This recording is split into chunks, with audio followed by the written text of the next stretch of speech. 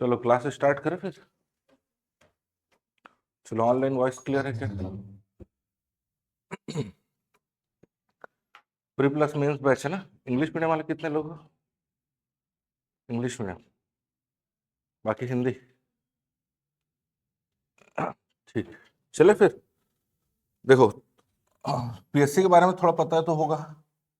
अब आए हो तैयारी करने तो सिलेबस वगैरह तो पता ही होगा, नहीं?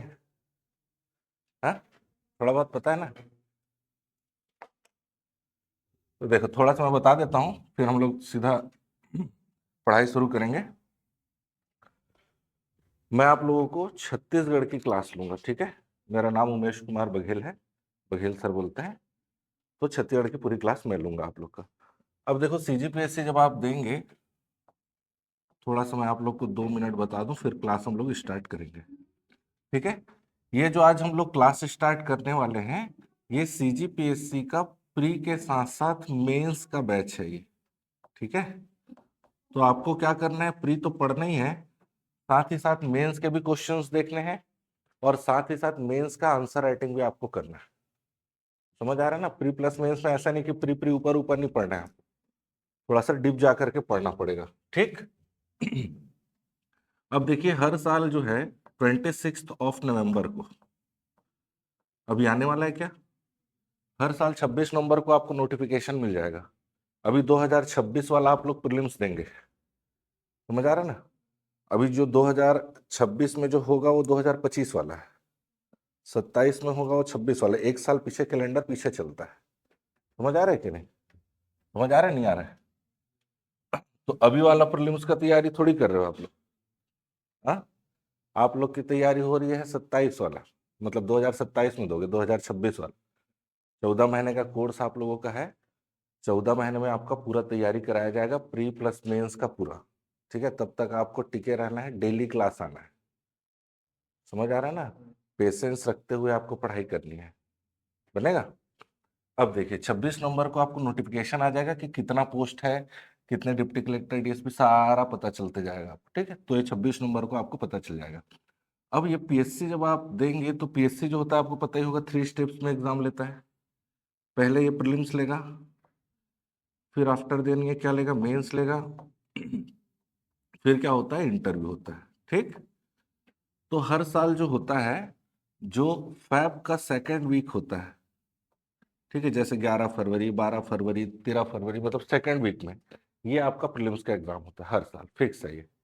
उसके बाद नवंबर या तो दिसंबर में, कब, नवंबर या तो दिसंबर में आपका क्या हो जाएगा, सॉरी, मई या तो जून में आपका क्या हो जाता है, मेंस हो जाएगा। फिर नवंबर या दिसंबर में आपका क्या हो जाता है, इंटरव्यू हो जाता है, ठीक? और इसी समय तुरंत फिर रिजल्ट आ जाएगा, जैसे अभी आया, ठीक है ना? अब प्रीलिम्स आप जब देने जाओगे, तो प्रीलिम्स में एक ही दिन में क्या होगा, आपको 2 पेपर देने होते हैं, ठीक?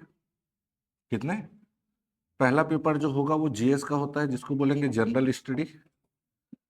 दूसरा होता है C SAT, civil services aptitude test, ठीक? एक ही दिन में 2 पेपर देना है। सुबह ये होगा 10 से 12 में, फिक्स टाइमिंग, और ये होगा आपका 3 से 5 उसी दिन, ठीक? तो आज के बाद 10 से 12 नहीं सोना, 3 से 5 नहीं सोना, ठीक है ना? क्योंकि जिस टाइम एग्जाम होता है उस टाइम आप 12 महीना सोओगे, और एक दिन बोलोगे एग्जाम में जा करके कि मैं उस दिन क्या करूंगा, पूरा अपने दिमाग का यूज करूंगा, तो आपके दिमाग को तो आदत है उस टाइम क्या, सोने का। तो वो कैसे वर्क करेगा उस टाइम? तो याद रखना, इस टाइम हमको पढ़ना है, ठीक? बनेगा? अब आप जब जीएस का पेपर देने के लिए जाओगे ना,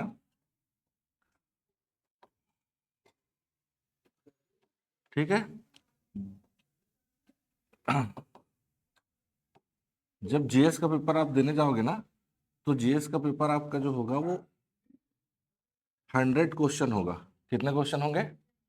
ये सी सेट का पेपर भी 100 क्वेश्चन होगा। एक पेपर आप एक क्वेश्चन सही करने पर 2 मार्क्स मिलेगा, मतलब पेपर कितने मार्क्स का हो गया, 200 मार्क्स।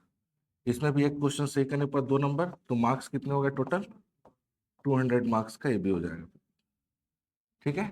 अब ये सी सेट जो है वो क्वालिफाइंग है, क्वालिफाइंग है मतलब आपको सिर्फ पास होना है, ठीक है? अगर ST SC OBC है तो 200 में 46 नंबर, और अगर जनरल है तो 66 नंबर। ठीक है, ये आपका पासिंग मार्क्स है। इसमें आपको क्या क्या पढ़ना है? मैथ्स पढ़ना है, रीजनिंग पढ़ना है, हिंदी पढ़ना है, छत्तीसगढ़ी लैंग्वेज पढ़ना है, और थोड़ा सा कम्युनिकेशन वाला पार्ट आता है। ये हम लोग जब आगे पढ़ेंगे तो समझ में आएगा। मेजर पार्ट है मैथ्स, रीजनिंग, हिंदी और छत्तीसगढ़ी। यहाँ से मेजर क्वेश्चन आएंगे। ठीक है, बनेगा। अगर कोई छत्तीसगढ़ी नहीं जानता, वो कम से कम मैथ्स रीजनिंग स्ट्रांग करे और हिंदी स्ट्रांग करे। जिसको हिंदी छत्तीसगढ़ी दोनों वीक लगता है, वो मैथ्स रीजनिंग और कम्युनिकेशन को स्ट्रांग कर सकता है। नहीं तो मैथ्स रीजनिंग तो स्ट्रांग होना ही चाहिए। समझ आ रहा है? बनेगा। अब ये जीएस, जब आप जीएस का पेपर देने जाएंगे ना, तो जीएस का पेपर जो है वो 2 पार्ट में बटा हुआ है। ठीक है, कितने हिस्से में बटा है? 2 हिस्से में बटा हुआ है। ठीक है, जीएस में 100 क्वेश्चन होंगे, तो ये 50-50 में बटा हुआ है। ऐसा 50 क्वेश्चन पूरा का पूरा सीजीजीएस से आएगा, जो मैं आपको पढ़ाऊंगा। मतलब सीजी 50 × 2 कितना हो गया? 100 मार्क्स का पूरा, ये मैं आपको पढ़ाऊंगा। मतलब छत्तीसगढ़ अपने आप में बहुत बड़ा सब्जेक्ट है, और 100 नंबर का यहाँ से क्वेश्चन आएगा। क्या क्या पढ़ना मैं आगे आपको बताते चलूंगा। ठीक है ना? अभी हम लोग आज की क्लास में क्या पढ़ना है वो भी जानेंगे, और पढ़ाई भी स्टार्ट कर देंगे आज से।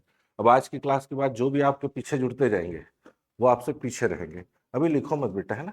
मैं जब लिखने बोलूंगा तब लिखना भी समझो। मैं आप लोगों को ना, जब लिखने बोलूंगा तभी आप लोग लिखेंगे। मैं आप लोग को प्रॉपर लिखने के लिए समय दूंगा। जब मैं आप लोग को पढ़ाते रहूंगा तो उस टाइम कोशिश करिएगा कि चीज़ों को समझें। लिखा हुआ हर एक चीज़ मार्केट में उपलब्ध है, बुक है। मैं कोई नई चीज़ आपको नहीं बताऊंगा, सारी चीज़ लिखी हुई है। ठीक है, अगर बुक से ही पढ़ना है तो मेरा कोई ज़रूरत नहीं।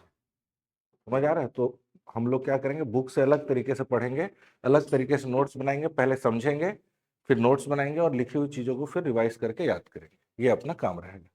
ठीक है ना? और कोशिश करेंगे हर एक चीज़ें आपको क्लास में ही याद हो जाए। ठीक, बनेगा? चलो, अब देखो, ये आपका जो छत्तीसगढ़ का, ये 50 क्वेश्चन किससे मिलेगा? सीजीजीएस से, और अगला जो मिलेगा आपको इंडियन जीएस से मिलेगा। इंडियन जीएस में आपको क्या क्या पढ़ना है सर? तो इसमें आपको ज्योग्राफी पढ़ना है। ठीक है, इंडियन ज्योग्राफी आ जाएगा, इंडियन कॉन्स्टिट्यूशन या पॉलिटी आ जाएगा। ठीक है, इसमें आपका इंडियन इकोनॉमिक्स आ जाएगा। थोड़ा सा पेन का इश्यू आ रहा है, एक सेकंड मंगा रहा हूँ नया पेन, है ना? इंडियन इकोनॉमिक्स आ जाएगा, साइंस आ जाएगा। ठीक है, इंडियन करंट अफेयर्स आ जाएगा। ठीक, ज्योग्राफी हो गया, हिस्ट्री आ जाएगा, इंडियन हिस्ट्री आ जाएगा। तो ये सारे थे। तो नया पेन देना तो भाई, है ना? पेन चेंज कर देना। तो चल नहीं रहा ये पेन। ठीक है, बनेगा। अब छत्तीसगढ़ में हमको क्या क्या पढ़ना है, तो यहाँ मैं लिखता हूँ छत्तीसगढ़ में हमको, इसको आप लोग बस नोट कर लीजिएगा, बाद में पहले मेरे को बताने दीजिए। छत्तीसगढ़ में सबसे पहले हमको ज्योग्राफी पढ़ना है। ठीक है, या छत्तीसगढ़ का पूरा भूगोल पढ़ना है। भूगोल जब हम कंप्लीट कर लेंगे तो छत्तीसगढ़ का इतिहास या हिस्ट्री पढ़ेंगे पूरा का पूरा। पेन होगा तो देखना। ज्योग्राफी के बाद हिस्ट्री हो जाएगा। हिस्ट्री के बाद हम लोग चलेंगे आर्ट एंड कल्चर में। छत्तीसगढ़ में कला एवं संस्कृति होती है। आप लोग सुने होंगे सुआ नृत्य वगैरह, अभी दिवाली मनाए होंगे, पांडवानी वगैरह सुने होंगे। ठीक है, अलग अलग हरेली तिहार सुने होंगे, अलग अलग फेस्टिवल छत्तीसगढ़ में, आर्ट एंड कल्चर, उसके बारे में पढ़ेंगे। ठीक है, उसके बाद हम लोग छत्तीसगढ़ में अभी ट्राइब्स के बारे में पढ़ेंगे, जनजातियों के बारे में। छत्तीसगढ़ में 43 टाइप्स के ट्राइब्स पाए जाते हैं। पहले 42 थे, एक नया जुड़ गया है। तो अभी कितने टाइप्स के? उन सारे चीजों के बारे में, सभी जनजातियों के कल्चर को समझना है, उनके थोड़े से लैंग्वेज के बारे में भी पढ़ना पड़ेगा। समझ आ रहा है कि नहीं? उसके बाद हम लोग चलेंगे पंचायती राज में। कहाँ चलेंगे? जैसे जो रूरल जो एरिया होता है, जो गांव का एरिया है, उसका गवर्नेंस या प्रशासन अलग तरीके से चलता है, वो अलग बॉडी है, जिसको आप लोग सरपंच, पंच, ये सारी चीजें सुने होंगे। ठीक है, तो पंचायती राज कैसे गांव का प्रशासन चलता है ये समझना है।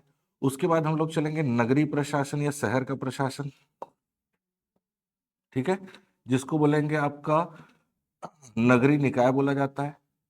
और लास्ट में हम लोग चलेंगे करंट अफेयर। इस करंट अफेयर्स में ही मैं आपको इकोनॉमिक्स वाला सेक्शन भी यही पढ़ा दूंगा आप लोगों को करंट अफेयर में। ठीक है, तो इतना सेक्शन हमको पढ़ना है और इतने सेक्शन से आपके 50 क्वेश्चन और नंबर कितने हो जाएंगे? 100 नंबर बनेगा। तो ये बस नोट कर लो, ये तो आप लोगों को सारा चीज आपके बुकलेट में लिखा हुआ मिल जाएगा। ठीक है, मेंस में जब जाएंगे तो एक पेपर जो होता है वो टोटल 7 पेपर होते हैं और 7 पेपर जो है, एक पेपर 200 नंबर का, तो 1400 नंबर का मेंस हो जाता है। और इंटरव्यू आपका 100 नंबर, पहले 150 होता था, अब 100 नंबर के हो रहे हैं। ठीक है, मेंस के बारे में हम लोग पेपर वाइज बात करेंगे। ठीक है, कौन कौन से में छत्तीसगढ़ है, क्या है, 3 नंबर के पेपर में क्या है, 5 नंबर में क्या है, आगे आगे मैं बताते चलूंगा। अभी बस आप लोग ये पढ़ना है हमको, छत्तीसगढ़ में ये लिख लीजिए और हम लोग ज्योग्राफी स्टार्ट करते हैं फिर। ऑनलाइन वॉइस क्लियर है क्या?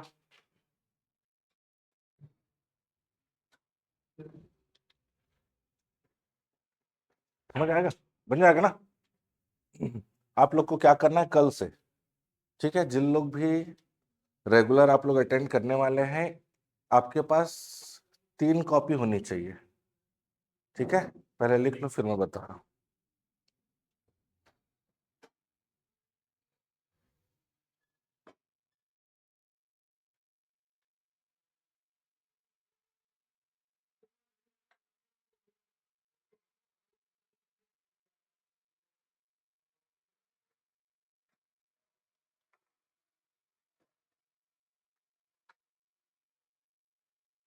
घर बैठ जाइए।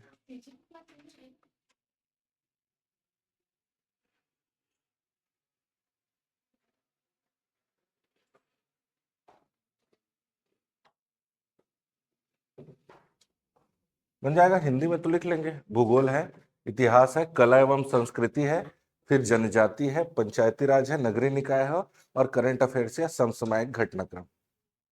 वॉइस क्लियर है? ठीक है संगीता, थैंक यू। चलो बनेगा।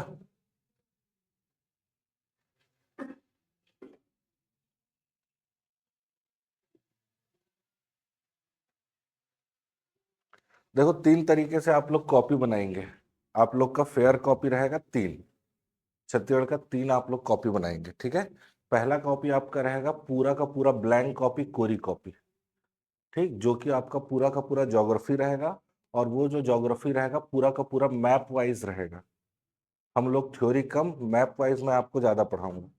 ठीक है, तो आपको पूरी कॉपी, एक कोरी कॉपी रहेगी, 200 से 300 पेज वो कॉपी भरेगी, मोटा मोटे 300 पेज वो कॉपी भर जाएगी।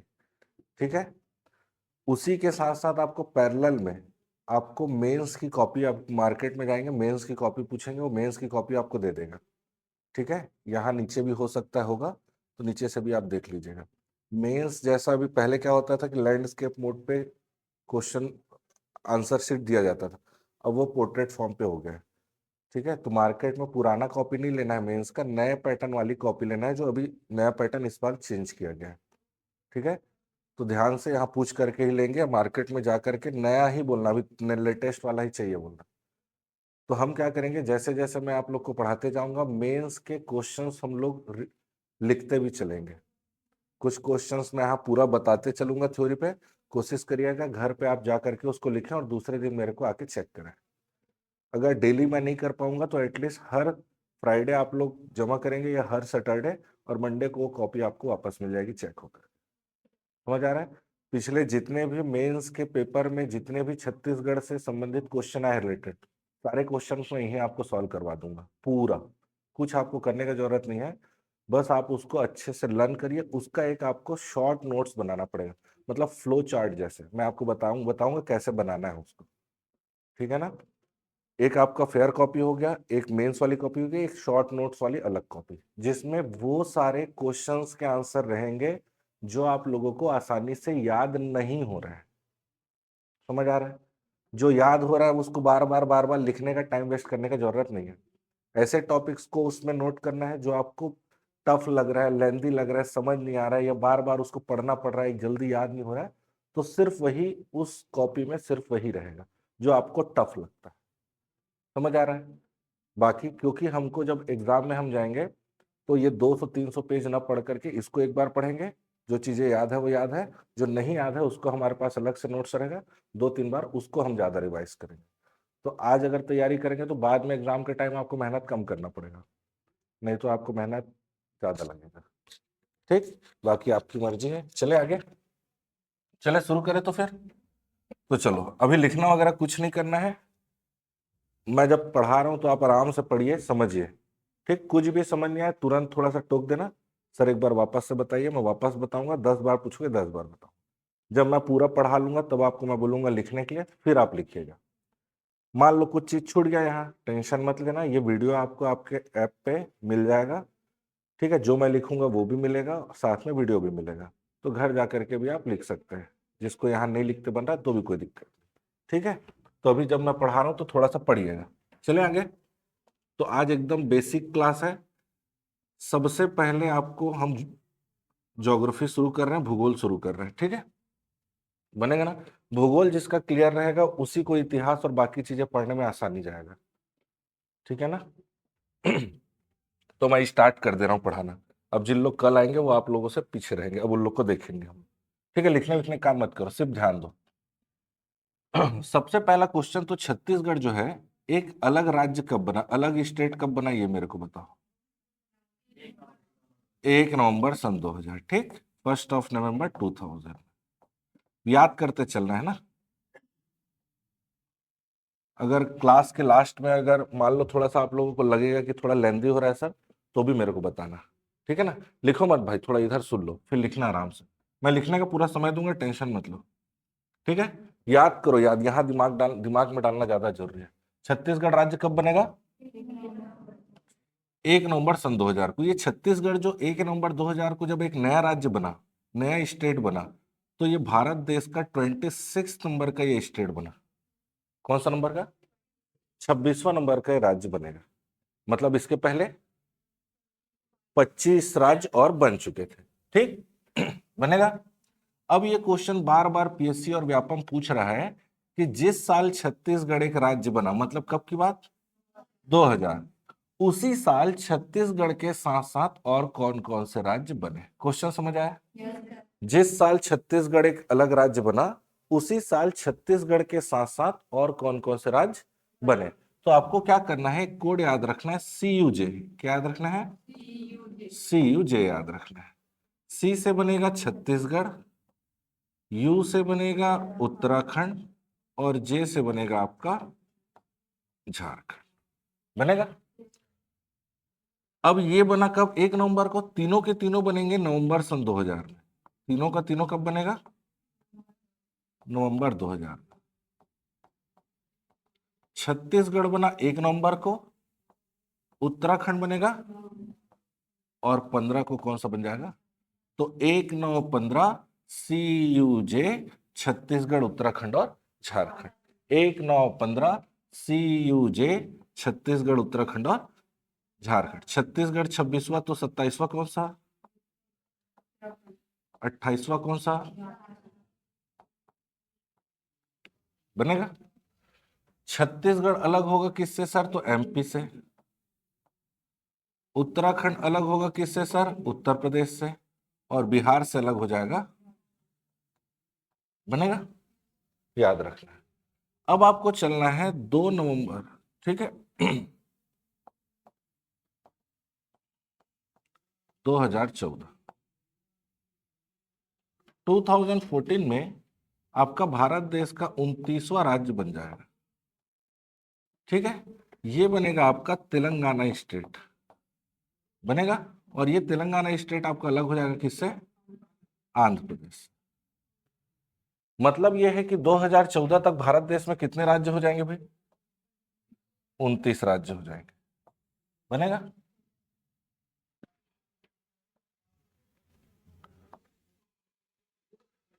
अगर हम वर्तमान भारत का नक्शा तो देखे ही हो गया है ना।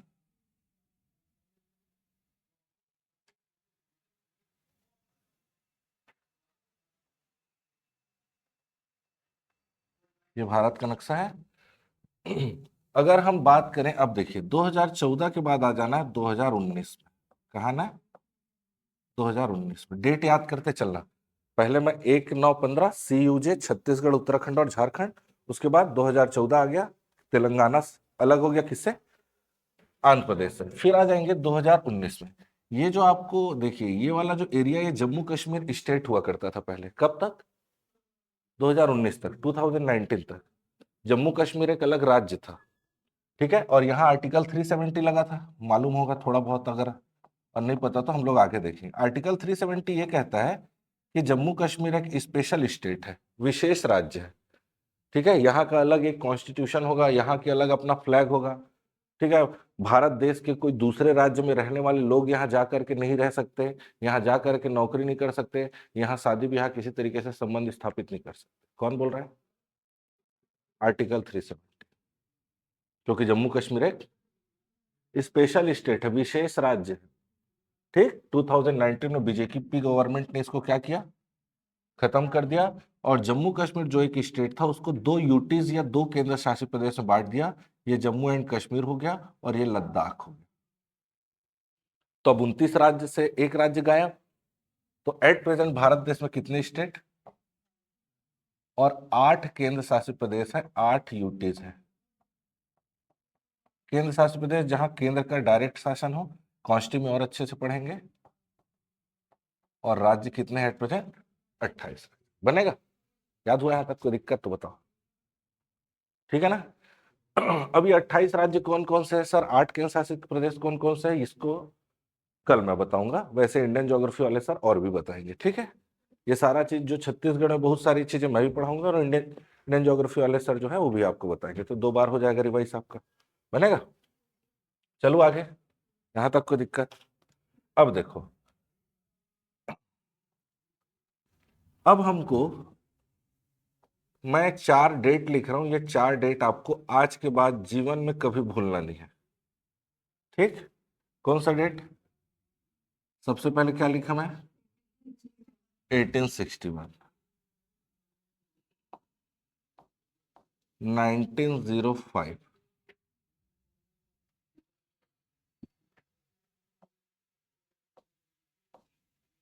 1956,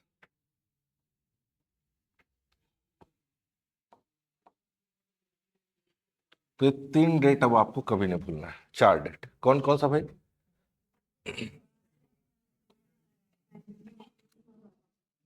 ठीक है, बनेगा। और 2000 याद करते चलिए, 1861, 1956, ठीक, 1861, 1905, 1956 और 2000। अब ये 4 डेट में क्यों लिख रहा हूं इसको समझते हैं, ध्यान से समझना है ना।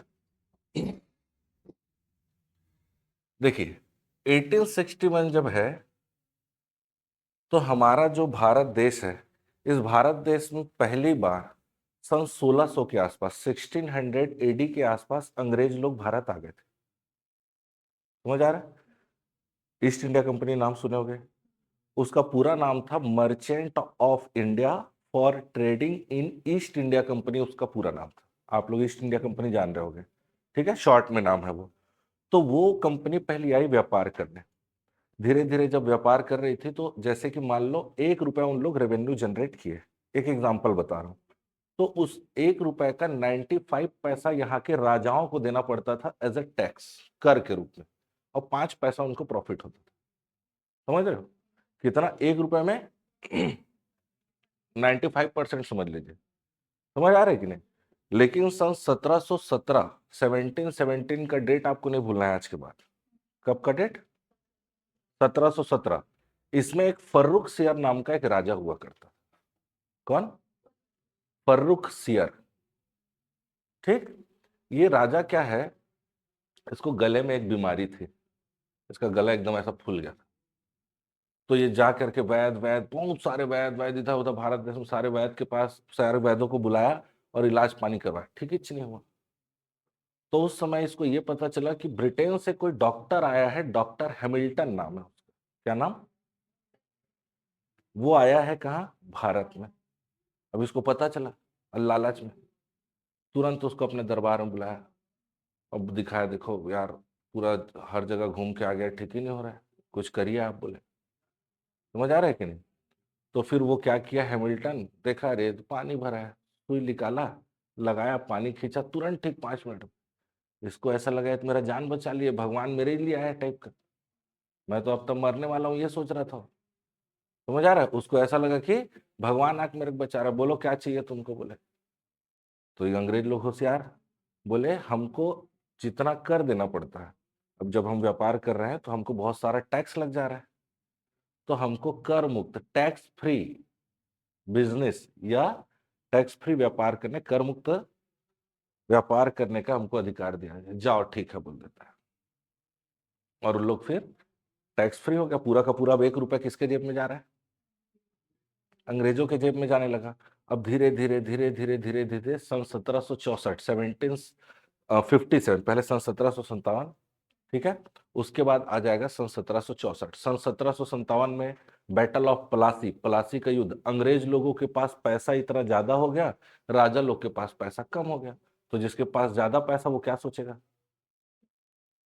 मेरे पास अब क्या जाए, पावर आ जाए। पैसे के बाद आदमी क्या चाहिए रहता है, इसलिए तो बड़ा आदमी क्या करता है, चुनाव लड़ता है, फिर पैसा ज्यादा हो जाता है। फिर समझ आ रहा है कि नहीं?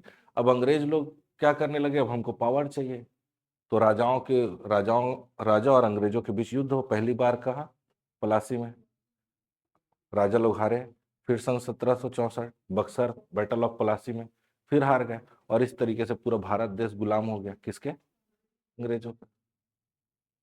तब से लेकर के 1860 1947 में हम लोग आजाद हुए, सोचो, तब से बहुत लगभग 350 साल रहे हैं अंग्रेज लोग, है कि नहीं? समझ आ रहा है? अब ये 1861 में मतलब बताइए कौन किसका गवर्नेंस रहा होगा, ब्रिटिश गवर्नेंस रहा होगा, ब्रिटिश शासन रहा होगा, है कि नहीं? अब ये 1861 में ब्रिटिश गवर्नेंस या ब्रिटिश शासन ने क्या किया, ठीक। अब हम लोग छत्तीसगढ़ में आते हैं, तो भारत का इतिहास है, बस ये बताना चाह रहा था कि कैसे भारत गुलाम हुआ। बाकी इतिहास में डिटेल, बहुत ज्यादा डिटेल आप लोग पढ़ेंगे, टेंशन नहीं। जो जो घटनाएं छत्तीसगढ़ से जुड़ी है मैं वो आपको बताते चल रहा हूँ, ठीक है।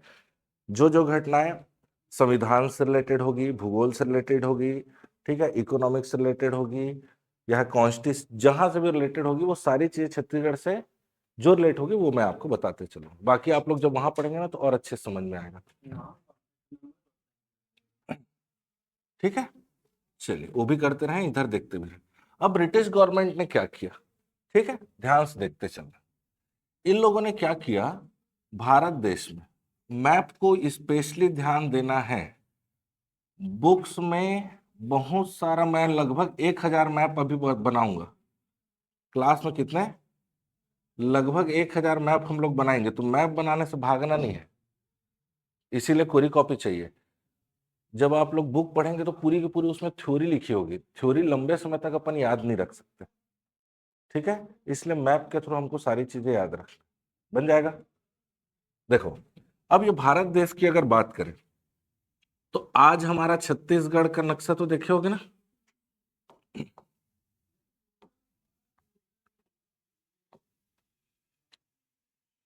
कल से हम नया पेन लेके आएंगे, आज बस के लिए थोड़ा सा है।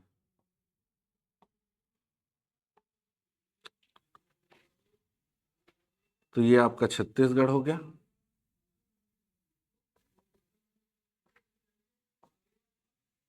ठीक। ये आपका एमपी हो गया आज का, और ये आपका महाराष्ट्र हो जाएगा, ठीक है।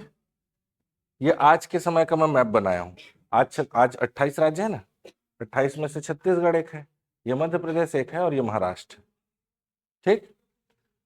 अब 1861 में ब्रिटिश गवर्नेंस ने क्या किया, 2 नवंबर 1861 का बाद इन्होंने ये अनाउंसमेंट कर दिया कि हम लोग क्या करेंगे, भारत देश में एक न्यू स्टेट या नया राज्य बनाएंगे। क्या बनाएंगे?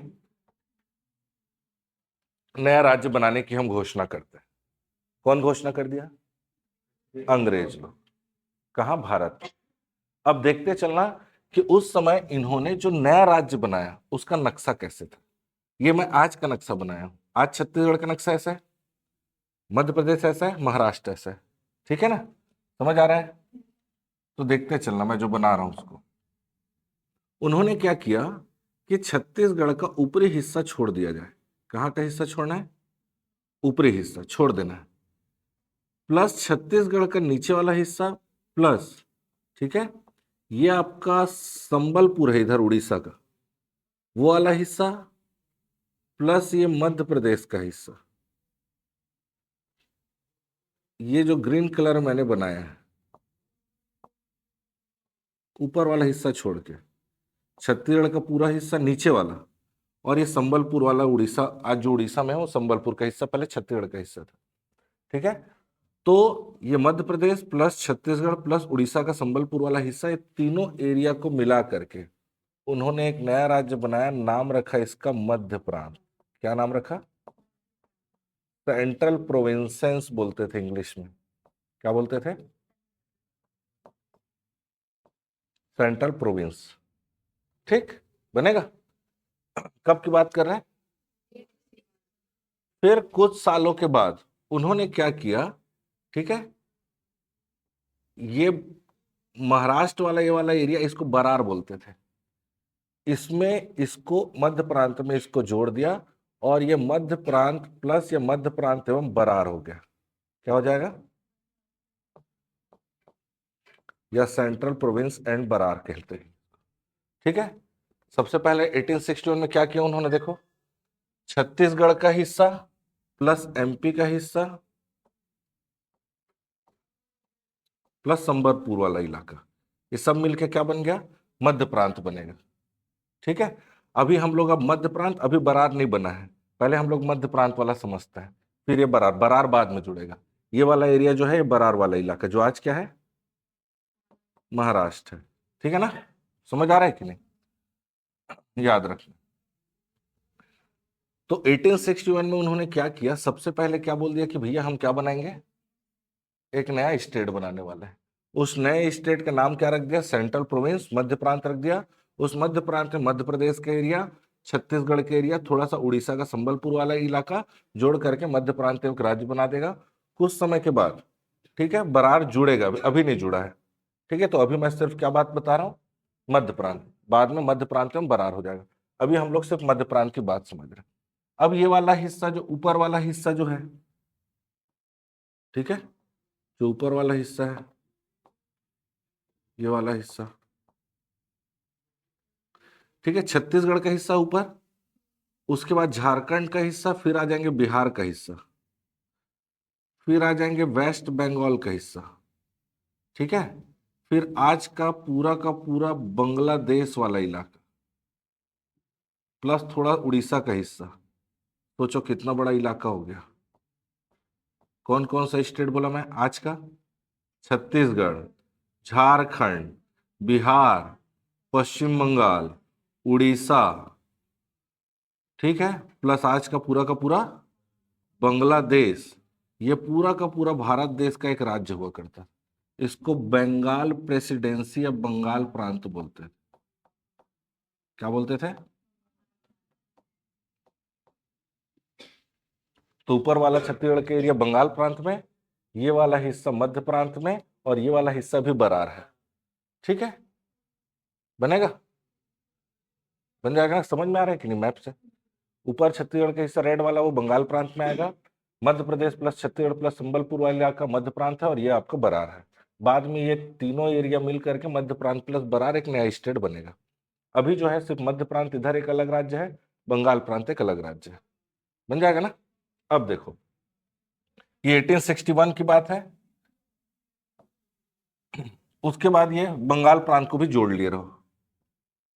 इसमें कल मैं कुछ चीजें और इसमें जोड़ूंगा, तो याद रखना, पहले मध्य प्रांत रहेगा, बाद में मध्य प्रांत और बरार रहेगा कल। और इसीलिए इसको अलग अलग बता रहा हूँ, क्योंकि कल की क्लास में हम लोग मध्य प्रांत से फिर एक कहानी आगे जोड़ेंगे।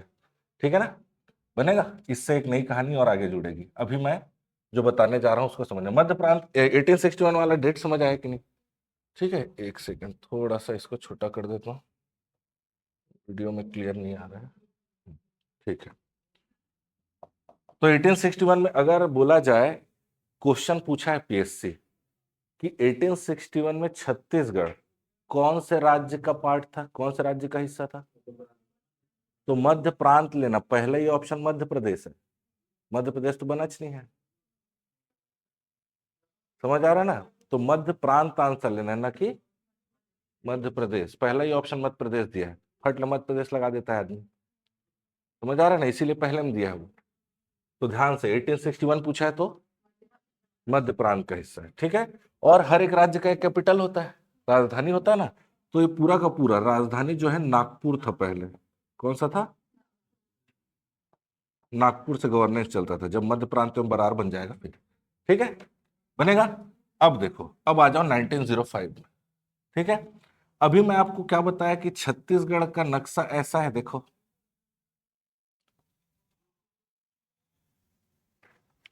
चलो यहीं से एक क्वेश्चन, यहां से इसको समझने से पहले थोड़ा सा वापस यहाँ जाते हैं।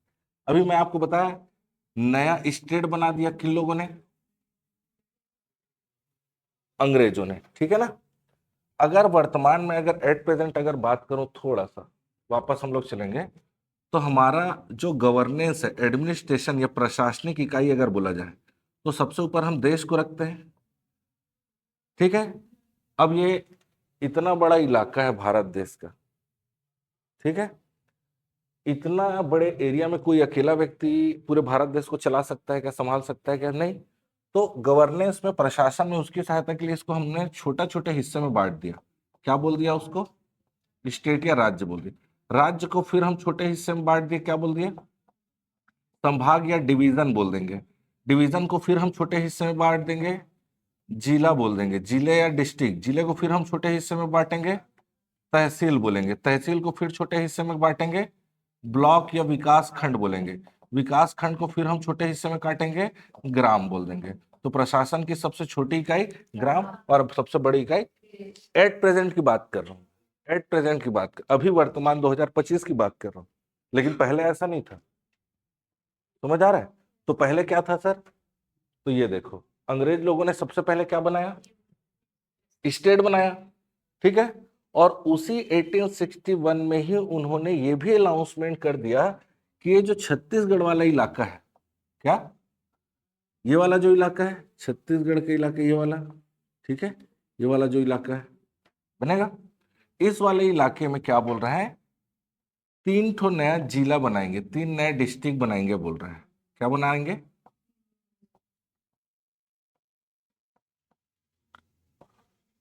एक जिला बनेगा रायपुर, दूसरा जिला बनेगा बिलासपुर, और तीसरा जिला बनेगा संबलपुर। संबलपुर पहले छत्तीसगढ़ का पार्ट था, इसीलिए मैप ऐसा बना है। तो छत्तीसगढ़ में सबसे पहले कितने जिले? रायपुर, बिलासपुर। कब बनेगा? 1861 में। किस राज्य में बनेगा? मध्य प्रांत में बनेगा। समझ आ रहा है? कौन बनाएगा? ब्रिटिश गवर्नमेंट बनाएगी। समझ आ रहा है कि नहीं? समझ आ रहा है ना? लेकिन हमने तो अभी पढ़ा कि स्टेट के नीचे क्या होता है? डिवीजन होता है, संभाग होता है। अभी तो मैं बताया ना जी, देश के नीचे राज्य, राज्य के नीचे। लेकिन अंग्रेजों ने ऐसा नहीं किया। अंग्रेजों ने क्या किया? सीधा क्या बनाया? स्टेट बनाया, और सीधा क्या बना दिया? डिस्ट्रिक्ट या जिला बना दिया। मतलब ये बीच का संभाग वाला सिस्टम उस समय था क्या सर? तो समझ आ रहा है, नहीं आ रहा है? तो बन रहा है भाई साहब, कोई दिक्कत है बताना है, ठीक है ना? बनेगा, बनेगा कि नहीं? तो मतलब अंग्रेजों ने क्या किया? सबसे पहले स्टेट बना दिया, और डिवीजन नहीं बनाया उन्होंने, संभाग नहीं बनाया, सीधा क्या बना दिया? एक अब जिले में एट प्रेजेंट, अगर आज देखो कंपैरिजन करते चलना है तब समझ में आएगा। आज अगर हम किसी जिले की बात करें तो डिस्ट्रिक्ट मैनेजर या कलेक्टर साहब रहता है। एक जिले में एक कलेक्टर, ठीक है, कलेक्टर साहब वहां के हेड है। संभाग में रहते हैं कमिश्नर साहब, और स्टेट में रहते हैं सीएम साहब, समझ लो। वो उसके हेड हो गए, कमिश्नर इसका हेड, और डिस्ट्रिक्ट में कलेक्टर हो गया। तो कलेक्टर जो भी रिपोर्ट देगा कमिश्नर को देगा, कमिश्नर कोई भी रिपोर्ट देगा किसको? सीएम को। आज ऐसा चलता है, सीएम जो भी रिपोर्ट देगा वो पीएम को, समझ लीजिए। समझ आ रहा है कि नहीं? लेकिन यहां तो क्या हो रहा है? सीधे सीधे स्टेट, और स्टेट के बाद क्या है? मतलब अगर स्टेट में मान लो उस जमाने में जो भी हेड ऑफ स्टेट रहा होगा, जो भी एक्स वाई जेड, मान लो मैं एक्स को, एक व्यक्ति को ले लेता हूं। अब इसको कुछ भी काम है तो कितने लोगों के पास फोन करना है? 3 ठो जिला है, मतलब 3 लोगों को डायरेक्ट कंट्रोल करना पड़ रहा है कि नहीं? बीच वाला आदमी तो है ही नहीं ना अभी, नहीं समझ रहे हो? संभाग वाला सिस्टम है ही नहीं ना। मतलब जो मेन है, जैसे आज अगर संभाग को हटा दूं तो सीएम को कितने लोगों को फोन करना पड़ेगा? 33 ठो जिला है, 35 लोग किसको डायरेक्ट फोन करेंगे? सीएम को फोन करेंगे। उसके पास 50 ठो ऐसे ही काम है, 33 लोग और परेशान कर रहे हैं उसको, पागल नहीं हो जाएगा वो? खुद ही सोचो ना, आज के समय से सोचो, समझ आ रहा है कि नहीं। तो उस समय सिस्टम था नहीं, तो कुछ भी काम है तीनों को किसको डायरेक्ट जा रहा है, हेड ऑफ स्टेट जो भी होगा, या इसको कुछ भी काम है तो ये तीनों बार बार, हाँ तुम्हारे जिले में क्या चल रहा है, तुम्हारे क्षेत्र में क्या चल रहा है, कैसा क्या चल रहा है, समझ आ रहा है। अंग्रेजों को बहुत ज्यादा इसमें दिक्कत होने लगा। अब इसको यहाँ पॉज करके रखना है, इसके आगे कहानी मैं बताऊंगा, अभी यहाँ पॉज करके रखना है, ठीक है ना। अभी आगे क्या होगा इसको अभी पॉज करके रखना, अभी बस याद रखना कुछ भी काम है तो 3 लोगों को फोन कर रहे हैं, क्योंकि 3 जिले हैं, संभाग वाला सिस्टम नहीं बना है। कब की बात कर रहे हैं, 1 की बात कर रहे हैं, ठीक है ना, बन जाएगा। अब यहां आ जाओ, ठीक है, क्योंकि एक जो जो चीजें एक दूसरे रिलेटेड है वो यहां, इससे आगे कहानी और चलेगा, तो उसको मैं अभी पॉज करके रखे रहना है, ठीक है ना, बन जाएगा। अब आ जाओ 1905 में। 1905 में अगर हम बात करें, देखो तो ये जो हमारा छत्तीसगढ़ का नक्शा, ये वाला अगर मैं यहां से निकाल करके यहां रखूं, तो ये कुछ हमारा छत्तीसगढ़ का नक्शा इस तरीके से कुछ दिखेगा। क्योंकि छत्तीसगढ़ में कितने जिले थे सर, रायपुर जिला, बिलासपुर जिला, संबल, ठीक, 3 जिले थे, समझ आ रहा है ना। तो ये वाला हिस्सा रायपुर जिले में आता था, ऊपर वाला हिस्सा बिलासपुर जिले में आता था, और इधर वाला हिस्सा संबलपुर जिले में, ठीक। अब क्या हुआ देखो, अब मैं अभी थोड़ी देर पहले आपको बताया कि भाई बंगाल प्रांत में आज का छत्तीसगढ़ एक, दूसरा आपका उड़ीसा, तीसरा झारखंड, चौथा बिहार, पांचवा पश्चिम बंगाल, छठवा बांग्लादेश, इतना बड़ा इलाका पहले भारत देश का एक ठो राज्य था। अब उस राज्य को चलाने वाला सोचो कितना परेशान रहता होगा। वो बांग्लादेश को तो आज इतना बड़ा वो आदमी नहीं संभाल पा रहा है, अलग देश होने के बाद वो राज्य, उसके साथ साथ और भी क्षेत्र, इतने बड़े एरिया में अंग्रेजों को गवर्नेंस करने में बहुत दिक्कतें आ रही थी। कुछ भी उन लोग स्कीम या योजना जब भी लेके आते थे ना, क्योंकि जनसंख्या बहुत ज्यादा थी, रहने वाले लोग बहुत ज्यादा थे, एरिया बहुत ज्यादा था, बहुत बड़ा था, कुछ भी स्कीम या योजना लेकर के आते थे तो ग्राउंड लेवल तक वो पहुंच नहीं पाता था। जिनके पास वो योजना का लाभ पहुंचा उन लोग खुश हो गए, जिनको नहीं मिला उन लोग नाराज हो गए, जिसके कारण इस क्षेत्र में अंग्रेजों के खिलाफ रिवॉल्ट या क्रांतियां बहुत ज्यादा बढ़ गई। अंग्रेज लोगों के खिलाफ बहुत ज्यादा नाराज होने लग गए लोग। तो अंग्रेजों को ये लगा कि यार कहीं ना कहीं इस क्षेत्र को हमको 2 हिस्से में बांटना ही पड़ेगा।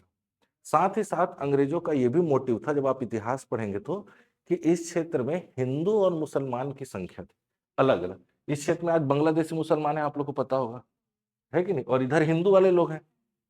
तो अंग्रेज ये सोचे क्यों ना इस हिस्से को 2 हिस्से में बांट दिया जाए, और उन हिंदू और मुसलमानों को एक दूसरे से लड़ा दिया जाए।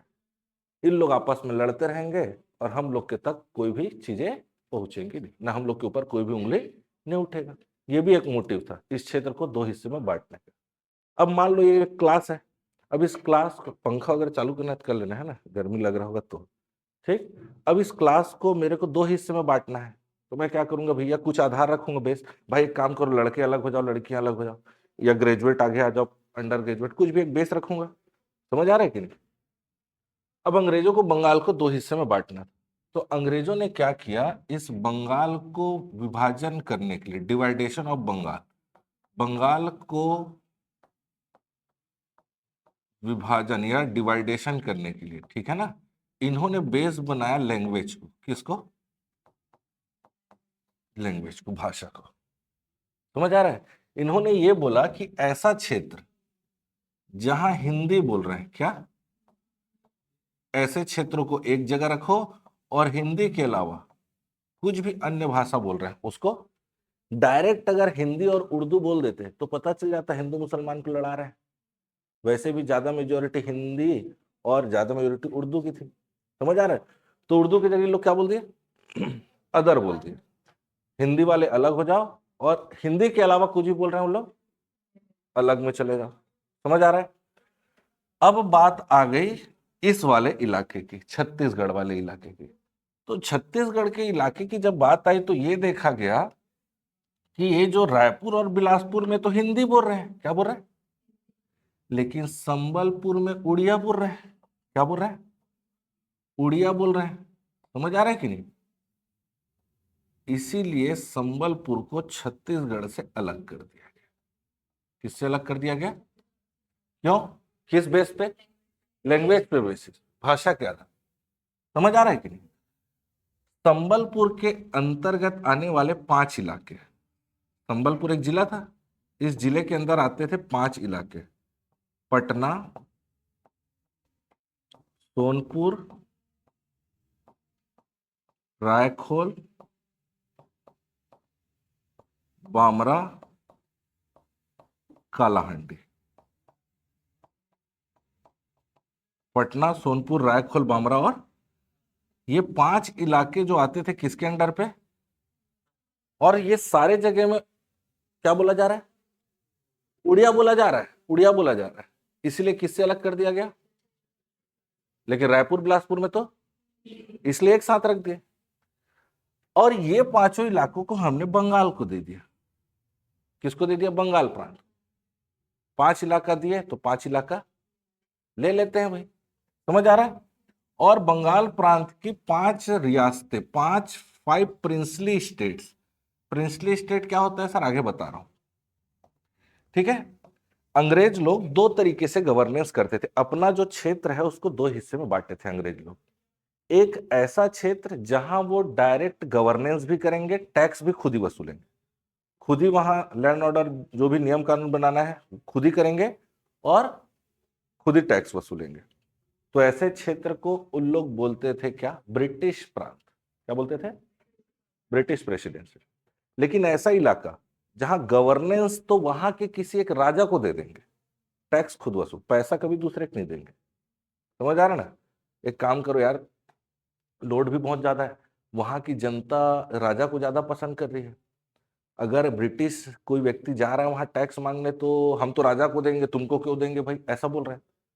तो टैक्स में दिक्कत आ रहा है, तो एक काम कर यार, राजा को बोलिए तुम ही गवर्नेंस करो, और तुम्हारे अंडर में रह के कौन टैक्स ले रहा है? और जनता को मालूम नहीं है, जनता के लोग ये बोल रहे हैं कि तुम्हारा राजा बोला है हमको टैक्स लेते। तो ऐसे क्षेत्र को लोग क्या बोलते थे? प्रिंसली स्टेट या देसी रियासत। समझ आ रहा है? आया कि नहीं आया? तो ऐसे 5 देसी रियासत आपको कोड से याद रखना है, चा को जस उ। क्या याद रखना है? चा को जस उ। चा को, चा से चांग भखार, क्या? कोरिया, जशपुर, सरगुजा, उदयपुर।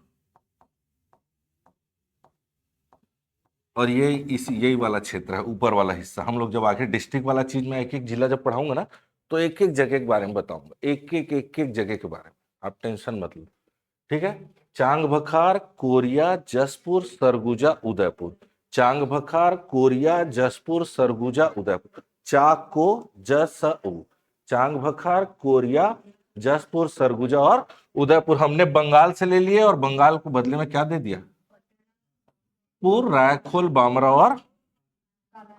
इस तरीके से आप देखेंगे कि छत्तीसगढ़ का नक्शा बन करके तैयार हो गया। छत्तीसगढ़ का नक्शा पहली बार कब तैयार हुआ? 10 बार एग्जाम में पूछा है। मैं चाहता था तो आपको बोल सकता था याद कर लो, रट लो, 1905 में छत्तीसगढ़ का नक्शा बना है। लेकिन मैं चाहता हूं चीजों को समझो, क्योंकि मेंस आप लोगों को लिखना है। समझ आ रहा है कैसे छत्तीसगढ़ का नक्शा बना, क्या घटनाएं हुई, उसके पीछे कारण क्या था? हर एक चीजों को समझोगे तभी आप मेंस लिख पाओगे, अदरवाइज रट के आप व्यापम बस निकाल सकते हो। बनेगा? समझ आया कि नहीं कैसे छत्तीसगढ़ का नक्शा बना?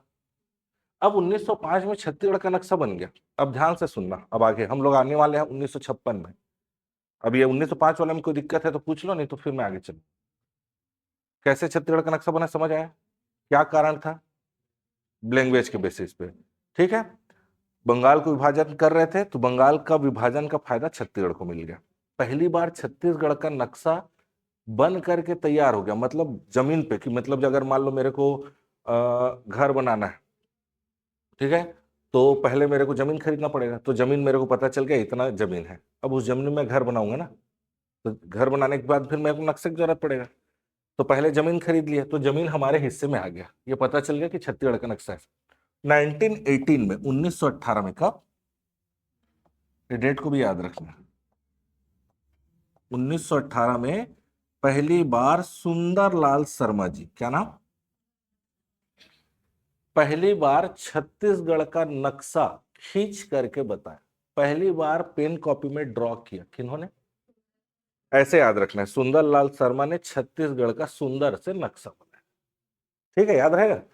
तो अब देखो, जैसे कि ये छत्तीसगढ़ का नक्शा मैं बना रहा हूं एक मोटा मोटी, क्या मैं कोई स्केल यूज किया, क्या मैं कोई नाप जोक के बनाया, इसी को पांडुलिपि बोलते हैं। क्या, बिना लेख जोक, बिना नाप तोल के अगर बनाया गया, लिखा गया, उसको, जो भी चीजें मैं लिख रहा हूं सब पांडुलिपि, पांडु स्क्रिप्ट। लेकिन बुक हम लिखेंगे तो एक एक चीज नाप तोल पूरा बराबर रहता है, ये देखो छोटा बड़ा कुछ भी लिखा है, तो ये पांडुलिपि है। तो पांडुलिपि में पहली बार, पांडु स्क्रिप्ट में पहली बार सुंदरलाल शर्मा जी ने पहली बार नक्शा खींच करके दिखा दिया कि अगर छत्तीसगढ़ भविष्य में अगर राज्य बनता है तो इस तरीके से दिखेगा। समझ आया, बनेगा ना, इसीलिए सुंदरलाल शर्मा जी को स्वप्न दृष्टा भी बोलते हैं। ठीक है, चलो छोड़ो, उसको बाद में समझेंगे। अब देखो, जब हम कॉन्स्टिट्यूशन पढ़ेंगे, अभी तो कॉन्स्टिट्यूशन 1950 में जब भारत का संविधान आ जाएगा, 47 में आजाद होगा, संविधान लागू हो जाएगा, उसके बाद की कहानी मैं बता रहा हूं। समझ आ रहा है कि नहीं। अब देखो, जब भी कोई एरिया है, क्षेत्र है, अब उस भारत देश में राज्य बनने के लिए, ठीक है ना, स्टेट बनने, स्टेट बोल रहा हूं, राज्य बनने के लिए 3 कंडीशन है। पहला कंडीशन तो भैया उसका एक पर्टिकुलर, उस राज्य को के पास, जैसे मान लो छत्तीसगढ़ को अगर राज्य बनाना है, ठीक है, समझ आ रहा है कि नहीं, तो जब छत्तीसगढ़ को राज्य बनाना है तो सबसे पहला चीज कंडीशन ये देखना है कि उसका पास अपना खुद का एक एरिया होना चाहिए, क्षेत्रफल होना चाहिए। तो हमको क्षेत्रफल पता चल गया था क्या 1905 में, पता चल गया था ना, सुंदरलाल शर्मा जी ने ड्रॉ करके भी दिखा दिया था, बता दिया था ना जी, तो ये पता चल गया। दूसरा, यहां रहने वाले लोग होने चाहिए, दूसरा, यहां रहने वाले लोग होने चाहिए, तो लोग तो थे ही, ऐसा तो नहीं था, नहीं था, है कि नहीं, ये तो रायपुर बिलासपुर संबल एक जिला था ही, लोग थे मतलब। तीसरा, यहाँ का अपना एक आर्ट, मतलब संस्कृति, अपना एक कल्चर होना चाहिए। तो हमारा तो छत्तीसगढ़ में आदिवासी कल्चर है, तब तो आर्ट एंड कल्चर पढ़ रहे हो, अलग एक संस्कृति हमारा। समझ आ रहा है, तीनों पहले से था। तो 1905 से ही, ठीक है, लोगों को यह पता चल गया कि भैया छत्तीसगढ़ एक अलग राज्य बन सकता है। समझ आया। अच्छा, अब इधर देखो, जैसे ही 1905 में बंगाल को 2 हिस्से में बांटा गया, तो भारत की जो जनता है उसके पास ना चाह करके भी 2 मैसेज पहुंच गया। पहला मैसेज ये पहुंचा कि अगर कोई बड़ा हिस्सा को अगर 2 छोटे हिस्से में बांट दिया जाए तो वहां गवर्नेंस बहुत अच्छे तरीके से होता है, क्योंकि जैसे ही बंगाल का विभाजन किया गया वहां अंग्रेजों ने बहुत अच्छे तरीके से प्रशासन किया। पहला तो न्यूज ये पहुंच गया। दूसरा ये पहुंचा कि भैया जो 2 हिस्से में बटा है वो किस बेस पे हो सकता है, लैंग्वेज के बेसिस पे हो सकता है। तो 1905 के बाद धीरे धीरे धीरे धीरे भारत देश में, हम मराठी बोलते हैं, हमको अलग राज्य दो, हम उड़िया बोलते हैं, हमको, हम तमिल बोलते हैं, हमको, हम कन्नड़ बोलते हैं, हमको, ऐसे ऐसे भारत देश में अलग अलग राज्यों की मांग तेजी से बढ़ने लगी। समझ में आ रहा है कि नहीं। कॉन्स्टिट्यूशन में पढ़ोगे और बहुत डिटेल, मैं आप लोग को मोटा मोटी चीजें बताते चल रहा हूँ। उसके बाद क्या हुआ कि जब भारत आजाद हुआ, 1947 में जब भारत आजाद हुआ, तो प्राइम मिनिस्टर कौन, पंडित जवाहरलाल नेहरू बने। पंडित जवाहरलाल नेहरू जैसे ही प्राइम मिनिस्टर बने, उनके सामने सबसे बड़ा प्रॉब्लम आके खड़ा हो गया। 2 प्रॉब्लम सबसे पहले आके खड़ा हो गया।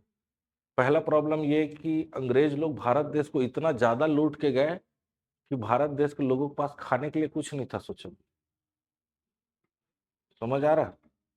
वो तो अमेरिका से हम लोगों ने एक समझौता किया, उस समझौते का नाम, एग्रीमेंट का नाम PL480 समझौता। क्या नाम, PL480 क्या है सर, तो लाल रंग का एक गेहूं हुआ करता था जिसको अमेरिका वाले अपने सुअर को खिलाते थे, उसको भारत इंपोर्ट करता था और हमारे पूर्वज लोग उसको खा करके फिर भारत देश का निर्माण किया। समझ आ रहा भैया, खेती करने में 6 महीना लगे तब ना होगा वो, तुरंत तो हो नहीं सकता। तो इस तरीके से दूसरा सबसे बड़ा समस्या ये पंडित जवाहरलाल नेहरू के सामने कि भारत देश के हर एक हिस्से में भाषा के आधार पर अलग अलग राज्यों की मांग चल रही है। तो पंडित जवाहरलाल नेहरू ने क्या किया कि ये बोला कि ठीक है, मैं क्या करता हूं, एक आयोग या एक कमीशन बना देता हूं। उस आयोग का नाम फजल अली आयोग। क्या नाम? ये सारी चीजें रिपीट होंगी, अभी ध्यान सुनते चलना, ठीक है। मान लो कुछ चीजें आपको नहीं लिख पाए कॉपी में तो फिर पूछ लेना, फिर मैं बता दूंगा। ये कल की क्लास में फिर आएगा, हालांकि ये चीज तो मैं वहां लिखूंगा, ठीक है। अभी मैं आप लोगों को समझाने के लिए जो जो चीजें आ रही है उसको बताते चल रहा हूँ। तो पंडित जवाहरलाल नेहरू ने एक कमीशन बना दिया, फजल अली आयोग, फजल अली कमीशन। इसका हेड फजल अली नाम का व्यक्ति था, इसलिए इस आयोग को फजल अली आयोग। दो इसके साथी और थे सहयोगी, हृदयनाथ कुंजरू, के एम पणिक्कर। क्या क्या नाम? हृदयनाथ कुंजरू, के एम पणिक्कर। ये तीन लोगों को 1953 में 1953 में पंडित जवाहरलाल नेहरू जी ने ये बोला, एक काम करो तुम तीनों भारत देश में भारी घूमो, जितना घूम सकते हो जाओ घूमो, मैं पैसा दे रहा हूं, ठीक, जितना घूमना है घूमो, लेकिन घूम करके आकर के मेरे को रिपोर्ट देना है दो चीजें। पहला बात तो ये बताना कि पूरा जब घूम करके आ जाओगे तो अपने उस जो रिपोर्ट में आप ये बताना कि क्या भाषा के आधार पर, अकॉर्डिंग टू लैंग्वेज, ठीक, क्या भाषा के आधार पर हम नए राज्य बना सकते हैं क्या? घूम के आए हो भैया, ठीक है। अगर हाँ, तो कितने ऐसे राज्य और कितने ऐसे केंद्र शासित प्रदेश बना सकते हैं, ये भी आपको बता, ठीक। 3 साल भारी घूमे, क्या गया? 1956 में उन्होंने रिपोर्ट पेश किया। कौन रिपोर्ट पेश कर रहा है? फजल अली। समझ आ रहा है कि नहीं जी? टफ थोड़ी हो जा रहा है, ज्यादा डीप थोड़ी हो जा रहा है, हाँ? कनेक्ट कर पा रहे हो ना? ये चीजें और आएंगी, रिपीट होगी, टेंशन मत लो, कल और रिपीट कर दूंगा, ठीक है ना। थोड़ा डीप पढ़ना पड़ेगा, ये प्री प्लस मेंस का बैच है, ये व्यापम होता तो इतना डिटेल नहीं पढ़ाता आप लोग, ठीक है। पढ़ना जरूरी है, आप लोगों का लेवल अलग रहेगा, ठीक है। व्यापम से कंपैरिजन मत करना अपने आप को, ठीक है। थोड़ा सा डीप पढ़ोगे ना तो आजकल जो क्वेश्चंस आ रहे हैं तभी बनेंगे भाई। मैं आप लोग को एकदम टफेस्ट लेवल, बहुत इजी क्वेश्चन भी कराऊंगा और बहुत टफ लेवल में जाकर के भी क्वेश्चन हम लोग करेंगे। समझ आ रहा है? मैं जितना पढ़ा दूंगा, अगर आप उतना पढ़ लिए तो मोर देन सफिशिएंट है। जिस भी इंस्टीट्यूट में आप जाओगे, जो भी दोस्त यार जो भी पढ़ रहा होगा, उसकी कॉपी और अपनी कॉपी लेकर के कंपैरिजन कर लेना, तो आपको वैल्यू पता चलेगा। समझ आ रहा है? वो जरूर करना, लेकिन तभी तो पता चलेगा वैल्यू, है ना। लेकिन अपना कॉपी नहीं देना है, दूसरे का ले लेना है, ठीक है ना। बनेगा। अब फजल इल आयोग 1956 में रिपोर्ट पेश किया। रिपोर्ट में घूम करके आया, उसने ये बताया केवल और केवल भाषा के आधार पर ही राज्य का निर्माण करना सही नहीं है, लेकिन हम भाषा के आधार पर भी कर, और भी चीजें बताई, इसी आधार पर करना चाहिए, बहुत सारा लंबा लिस्ट दिया उसने, ठीक। केवल और केवल भाषा के ही आधार पर नहीं करना चाहिए, लेकिन चाहे तो कर सकते हैं, ऐसा नहीं है कि नहीं कर सकते। भाषा के साथ साथ इन चीजों को भी ध्यान में रखना चाहिए, बहुत लंबा लिस्ट है उसका, तो उस पर नहीं जाना है। मतलब कहीं ना कहीं वो सहमति दे दिया है भाषा के आधार पर, है ना, चाहे तो कर सकते हैं। समझ आ रहा है कि नहीं? अब क्या हुआ देखो, छत्तीसगढ़, अब इधर आ जाओ 1905 में। अब देखो मध्य प्रांत और बरार का नक्शा कैसे हो गया। इधर ये संबलपुर वाला हिस्सा गया, ये छत्तीसगढ़ का हिस्सा आ गया, है ना।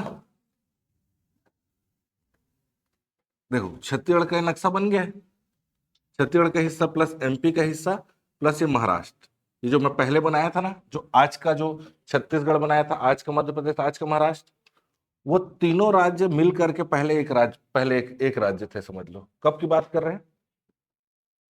1956 में, ठीक है ना। मध्य प्रदेश प्लस महाराष्ट्र प्लस छत्तीसगढ़, तीनों एक राज्य थे, मध्य प्रांत एवं बरार, ठीक है। संबलपुर अलग हो गया, छत्तीसगढ़ का नक्शा ही हो गया, जो सबसे पहले मैं नहीं बनाया था ये वाला नक्शा, छत्तीसगढ़ का नक्शा,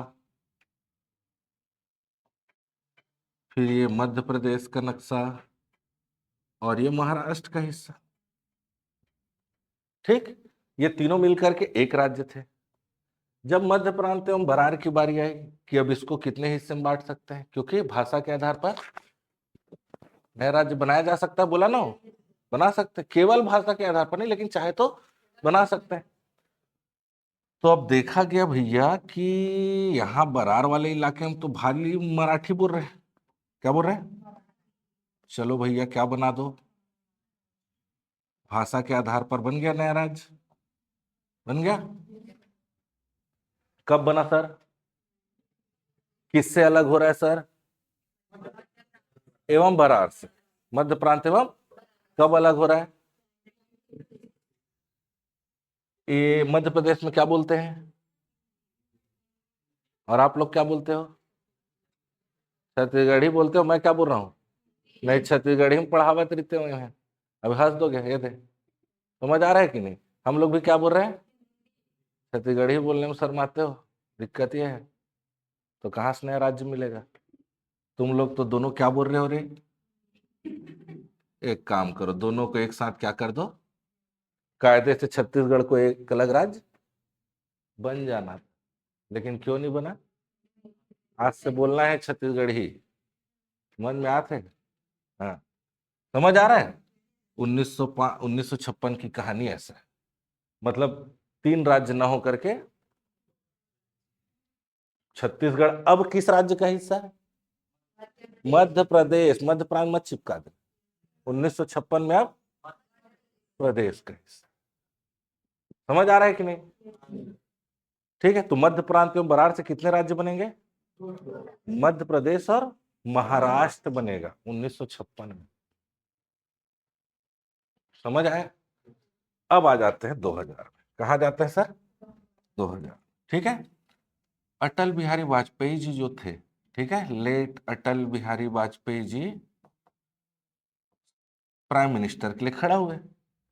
ठीक, और छत्तीसगढ़ आए, छत्तीसगढ़ में रायपुर आए, रायपुर में सप्रे स्कूल देखो, वहां पास बढ़िया खड़े होकर के भाषण दिए कि भैया देखो छत्तीसगढ़ वासियों, मैं अटल बिहारी वाजपेयी प्रधानमंत्री पद के उम्मीदवार के लिए खड़ा हूं। आप सभी छत्तीसगढ़ वासियों से मेरा निवेदन है, 11 सांसद यहाँ हैं, 11 के 11 आप बीजेपी से जिता करके दीजिए। यदि आप जिता करके देते हैं तो तत्काल मैं आपको एक नया राज्य बना के दूंगा। जोर जोर से चिल्ला के बोले, छत्तीसगढ़ वाले लोग मानेंगे तब? नहीं, बना दिया। ठीक है, 11 सांसद नहीं जीते तो भी वो क्या किए, सन 2000 में जैसे ही प्राइम मिनिस्टर बनेंगे, कौन? अटल बिहारी वाजपेयी जी जैसे ही प्राइम मिनिस्टर बने तो मध्य प्रदेश ये है ना, मध्य प्रदेश का कैपिटल कौन सा है सर? भोपाल कैपिटल है, ये भोपाल है। तो मध्य प्रदेश का कौन सा ये क्षेत्र है? ये साउथ है और ये ईस्ट है। दक्षिण पूर्वी हिस्सा अलग कर दिया। ठीक, कब अलग किए? 1 नवंबर सन 2000, जो पहला लाइन लिखा था। ठीक, और भारत देश का कौन सा नंबर का, कब बन गया सर? मध्य प्रदेश का कौन सा डायरेक्शन का? साउथ ईस्ट बोलते हैं ना, दक्षिण पूर्वी। ठीक है, भारत मध्य प्रदेश का 30%, 30.62 या 30% हिस्सा याद है। मध्य प्रदेश का कितना इलाका? 30% हिस्सा हमने ले लिया, 70 उसके पास है। 30% हिस्सा अलग होकर के छत्तीसगढ़ एक नया राज्य बना, जो कि अगर क्षेत्रफल में देखा जाए 1,35,191 स्क्वायर किलोमीटर एरिया आता है। और 2011 की जनगणना के अनुसार 2,55,45 198 इतना पॉपुलेशन है। तो इस तरीके से छत्तीसगढ़ बना है। कुछ समझ नहीं आया तो पूछो, ये 4 डेटा आपको याद रखना। एक क्वेश्चन आज की क्लास से श्योर आपके एग्जाम में आएगा, एकदम फेवरेट क्वेश्चन है, हर साल हर बार यहां से क्वेश्चन आता ही है, बनेगा। एक बार देख लो, 2 सेकंड रिवाइज कर लो, बोलोगे तो मैं रिवाइज करा देता हूँ। कुछ समझ आया नहीं है? 1956 देखो, 1953 पंडित जवाहरलाल नेहरू जैसे ही प्राइम मिनिस्टर बनेंगे ना 1947 में, 2 प्रॉब्लम खड़ा है। पहला तो खाने का, दूसरा नया राज्यों की मांग। हर जगह हड़ताल, हर जगह आग जला रहे हैं लोग, हमको नया राज्य चाहिए, मतलब चाहिए इस टाइप का, नहीं तो हम लोग पागल कर देंगे। समझ आ रहा है?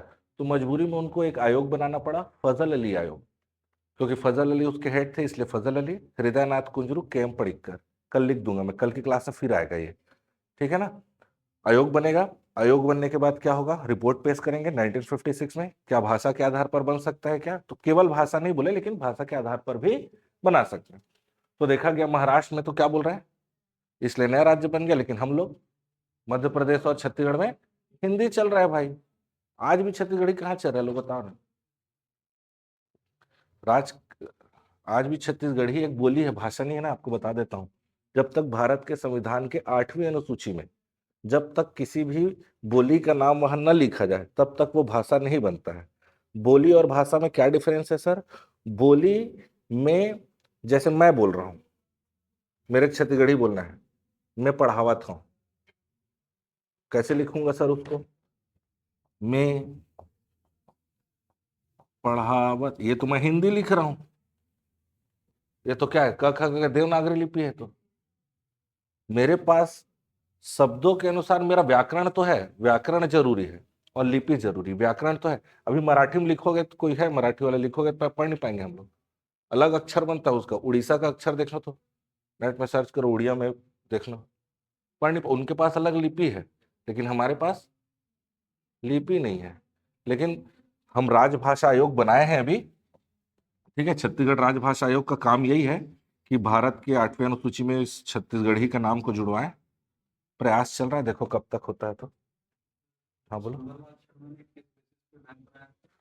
ये वाला जो जैसे ये क्षेत्र हमारे पास आ गया, ठीक है, तो देखा कि उन्होंने क्यों देखा भैया कि ये वाला इलाका चला गया, एक मोटा मोटी, एग्जैक्ट नहीं था, मैं वही बोल रहा हूँ, पांडुलिपि में बिना वो करके एक एग्जैक्ट तो अभी बना है, ठीक है। बोले अगर छत्तीसगढ़ का नक्शा बनेगा तो लगभग इस तरीके का कुछ कॉपी में दिखाया हूँ। डिजाइन बना दिया इस टाइप, छोटा सा जी, ऐसी पेन में कॉपी में जी, इस टाइप ऐसा, ठीक है। अगर दिखेगा तो ऐसा कुछ दिखेगा करके, हाँ हाँ, वो सब अभी पढ़ोगे आप लोग, अभी ये सब जरूरी नहीं है, आप बता दूंगा, कल पढ़ेंगे वैसे हम लोग। चलो अब पूछ लियो तो बता देता हूँ। दो चीजें हमेशा याद रखना है, ठीक। छत्तीसगढ़ राज्य बनाने के लिए क्वेश्चन पूछा जाता है, किसी भी प्रकार का संविधान संशोधन, कॉन्स्टिट्यूशनल अमेंडमेंट नहीं किया गया। ये पहला एक स्टेटमेंट याद रखना, पूछा जाता है। किसी किसी बुक में 84 कॉन्स्टिट्यूशनल अमेंडमेंट दिया है, वो गलत है। पढ़ के मेरे पास आंख मत बताना यदि सर आप तो पढ़ाए थे इसमें अलग दिया, तो गलत है वो, ठीक है। वो सारा बुक जो आप लोग पढ़ने वाले हो मैं पढ़ करके बैठा, ठीक, पहला चीज। दूसरा चीज, जब भारत का संविधान आप लोग पढ़ेंगे, भारत के संविधान में 22 भाग है, ठीक, 12 अनुसूची है, ठीक है, 22 पार्ट है, 12 शेड्यूल है, और 395 से एबो अभी 444 के ऊपर हो गया है आर्टिकल या अनुच्छेद है, ठीक है। तो जब भारत का भाग एक पढ़ोगे, संघ राज्य एवं उसका क्षेत्र है, कॉन्स्टिट्यूशन सब पढ़ोगे, इसलिए मैं वहां नहीं जा रहा था, फिर भी आप पूछ लियो तो बता देता हूँ। संघ राज्य एवं उसका क्षेत्र, उसमें 3 आर्टिकल, उसमें आर्टिकल 2 ये बोलता है कि भारत देश में ऐसे क्षेत्र, ठीक है, जो भारत देश के नहीं है, जैसे फॉर एग्जांपल के लिए गोवा पहले हमारा नहीं था, गोवा तो पुर्तगालियों का था, समझ आ रहा है। उस क्षेत्र को अगर दूसरे जो भारत में नहीं है, पहले से शामिल नहीं है, ऐसे किसी क्षेत्र को यदि भारत में शामिल किया जा रहा है, तो वो आर्टिकल 2 के तहत होगा। क्या बोला मैं? मान लो जैसे लक्षद्वीप अपना नहीं है, मान लो एक एग्जाम दूर है, ठीक है, भारत के क्षेत्र में नहीं है, पहले से भारत के इलाके में नहीं है, अगर उसको भारत में लाया गया और उसको राज्य बनाया गया तो वो आर्टिकल, लेकिन तेलंगाना पहले ही मध्य आंध्र प्रदेश का तो पार्ट था ही, तो एरिया पहले से राज्य था।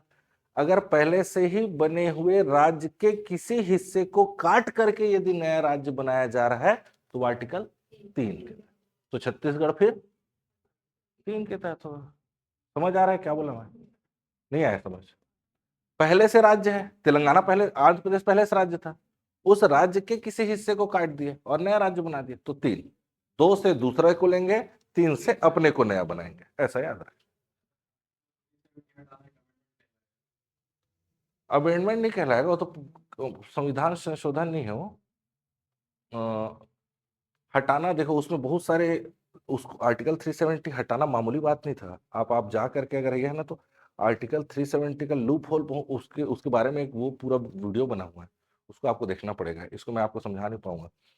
बहुत क्रिटिकल था उसको हटाना, एक छोटा सा लूप होल खोज के उसको हटाया गया है। बहुत इंटरेस्टिंग है, उस वीडियो को जाके देखना है, बहुत लंबा है हालांकि उसको, समझ आ रहा है? इसीलिए तो इतनी सरकारें आई गई, कोई नहीं हटा पाया भाई उसको, समझ आ रहा है ना? बहुत छोटा सा लूप होल था, उसको देख करके हटाया गया, उसको देखना तो समझ में। हाँ, हटाने की जरूरत नहीं है, जरूरत नहीं है। संविधान में देखो, अब पूछ रहे हो तो मैं बता ही देता हूं आपको, दो चीजें याद रखना है संविधान में। भारत का जब संविधान लागू किया गया, कब लागू हुआ? 26 जनवरी 1950। तब जो संविधान बनाने वाले जो लोग थे, वहां संविधान सभा बनी हुई थी, ठीक है? उस संविधान सभा में बहुत सारे लोग थे, भीमराव अम्बेडकर, बहुत सारे, सब नाम सुने होंगे आप, ठीक है, राजेंद्र प्रसाद, बहुत सारे लोग थे, आप लोग पढ़ोगे उसमें। तो जब संविधान बनाया गया, तो संविधान बनाने वाले ने दो बातें कही। पहला, जो आज हम जो संविधान लागू कर रहे हैं, अप्लाई कर रहे हैं, ठीक, वो बेसिक कॉन्स्टिट्यूशन कहलाएगा। और आज के बाद कितनी भी सरकारें आए जाए, कुछ भी हो जाए, क्योंकि भविष्य में बहुमत वाली सरकारें भी आएगी, तो बहुमत वाली सरकार आएगी तो अपना, जिसके पास बहुमत है वो कुछ भी कर सकता है, कुछ भी नया नियम कानून लागू कर सकता है कि नहीं? तो कोई भी सरकारें आए, चाहे उसके पास बहुमत हो चाहे ना हो, बेसिक कॉन्स्टिट्यूशन में कभी भी छेड़खानी नहीं किया जा सकता है, स्ट्रिक्टली लिखा है। लेकिन यदि भविष्य में इस संविधान में लिखे हुए किसी अनुच्छेद या किसी भी चीज से आने वाली जनता को किसी भी प्रकार की कोई समस्या होती है, ठीक, किसी चीज से समस्या हो रही, अगर कोई कानून बना है, अगर उस कानून से कोई समस्या हो रही है, तो उस कानून को जितनी मात्रा तक प्रॉब्लम हो रहा है, समस्या हो रहा है, उस मात्रा तक अधिकतम 0 तक किया जा सकता है। मतलब वो नॉन एप्लीकेबल, लिखा तो रहेगा पर प्रभाव उसका 0 रहेगा, ठीक। पहला तो यह है, लिखा हुआ है तो 0 कर सकते हो। और तीसरा चीज ये लिखा है, यदि लगता है कि नए नियम कानून जोड़े जाने चाहिए, तो संविधान संशोधन के तहत जोड़ा भी जा सकता है। ये 3 चीजें लिखी हुई है। तो नई कोई भी चीजें लानी रहती है तो संविधान संशोधन करते हैं, बनेगा। कॉन्स्टिट्यूशन में बहुत ज्यादा है, मैं तो, संविधान वाले सर आएंगे, मैं संविधान पढ़ाने लगूंगा छत्तीसगढ़, मेरे को 1 साल लगेगा पढ़ाने, क्योंकि छत्तीसगढ़ अपने आप में बहुत लंबा है, इसीलिए मैं वहां नहीं जा रहा हूँ, ठीक है? बन जाएगा। तो इतना करके नोट कर लीजिए, इतना करके कल आना है, कोशिश, हाथ जोड़ करके रिक्वेस्ट रहेगा, फेयर कॉपी में इसको नोट कर लेना, कल मैं इसके आगे पढ़ाऊंगा, ठीक है? बन जाएगा, बनेगा जी? हाँ ना, कुछ बोल रहे